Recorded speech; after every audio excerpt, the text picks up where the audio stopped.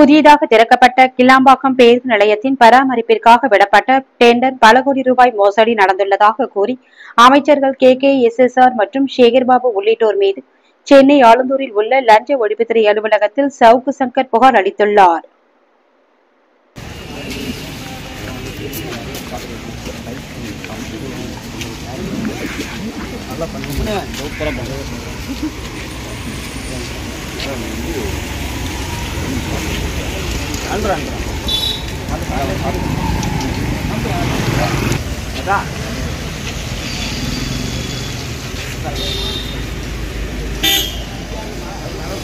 அரசு CMDA குறிப்பாக கிளாம்பாக்கம் பேருந்து நிலையம் கட்டி முடித்து அந்த பேருந்து நிலையத்தை ஆபரேட் செய்வதற்கும் பராமரிப்பு செய்வதற்குமான 15 வருட கால ஒப்பந்தத்தை வெளிப்படையான முறையில் நடத்தாமல் டெண்டர் விடும்போது அதில் ஒரே ஒரு நிறுவனம் தான் BVG என்ற நிறுவனம் தான் அந்த டெண்டரில் பங்கேற்கிறது. இது போல ஒரு 15 வருட கால டெண்டர் பல கோடி ரூபாய் டெண்டர்கள் விடும்போது ஒரே ஒரு விண்ணப்பதாரர் மட்டும் அதில் வந்திருந்தால் அரசின் கடமை டெண்டர் டிரான்ஸ்பரன்சி ரூல்ஸின் படி அந்த டெண்டரை ரத்து செய்த பிறகே அடுத்த டெண்டர் புதிய டெண்டர் விட வேண்டும். முதல் டெண்டர்ல யாருமே பார்ட்டிசிபேட் பண்ணலன்னா அந்த டெண்டரை கேன்சல் பண்ணிட்டு புது டெண்டர் தான் விட வேண்டும். ஆனால் இந்த விவகாரத்தில் BVG என்ற ஒரே ஒரு நிறுவனம் மட்டும்தான் இந்த டெண்டரில் பங்கேற்றிருக்கிறது. தமிழக அரசு அவசரமாக அந்த நிறுவனத்துக்கு ரகசியமான முறையில் டெண்டரை கொடுத்ததோடு அல்லாமல் நீதிமன்றத்திற்கு சென்று யாரும் தடை வாங்கிவிட போகிறார்கள் என்ற காரணத்தால் அவசரமாக கிளாம்பாக்கம் பேருந்து நிலையத்தில் முழுமையான பணிகள் முடிவடையாத நிலையில் அவசரமாக கடந்த 30ஆம் தேதி இந்த பேருந்து நிலையம் திறந்து வைக்கப்பட்டிருக்கிறது. 20/11/2023 அன்று BVG நிறுவனத்திற்கு LOA அதாவது லெட்டர் ஆஃப் அவார்டு அந்த நிறுவனத்திற்கு உங்களுக்கு ஒப்பந்தம் வழங்கப்படுகிறது என்று அறிவிப்போடு ஒரு கடிதத்தை CMDA எழுதுகிறது.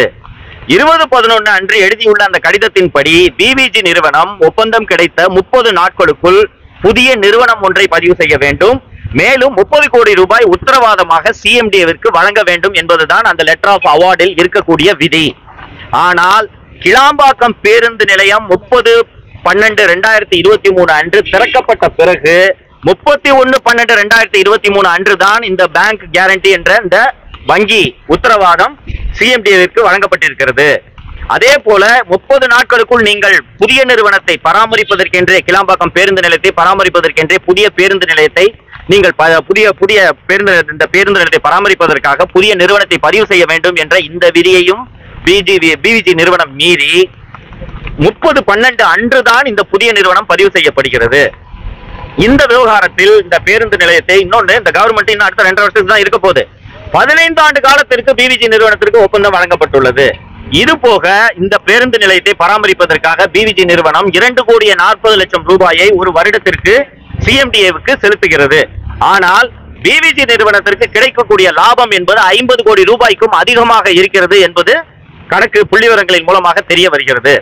இந்த ஊழலில் CMDA அமைச்சர் திரு சேகர்பாபு, போக்குவரத்துறை அமைச்சர் Thiru Sivasankar and CMDA member secretary Thiru Anshul Mishra மற்றும் நிதித்துறையின் கூடுதல் செயலர் திரு பிரகாஷ் வடனாரே ஆகியோர் மீது லஞ்ச ஒழிப்புத்துறை வழக்கு பதிவு செய்து விசாரணை நடத்த வேண்டும் என்று இன்று தலைமையக DSP அவர்களை சந்தித்து நான் நேரில் இந்த புகார் மனுவை அளித்துள்ளேன். லஞ்ச ஒழிப்புத்துறை திமுக கீழே வேலை செய்யற லஞ்ச ஒழிப்புத்துறை இந்த வழக்கை விசாரிக்குமா அப்படின்ட்டு நீங்க கேட்பீங்க. நிச்சயமா விசாரிக்க மாட்டாங்கிறது எனக்கு நல்லா தெரியும். ஆனால் இன்று நான் வழங்கியிருக்கக்கூடிய இந்த புகார் என்பது நாளை ஆட்சி மாற்றம் ஏற்பட்டவுடன் நிச்சயமாக விசாரிக்கப்படும் என்பதில் எனக்கு எவ்விதமான சந்தேகமும் இல்லை. இந்த அரசு என்னதான் இந்த புகாரை செய்கிறது என்று பார்ப்போம்.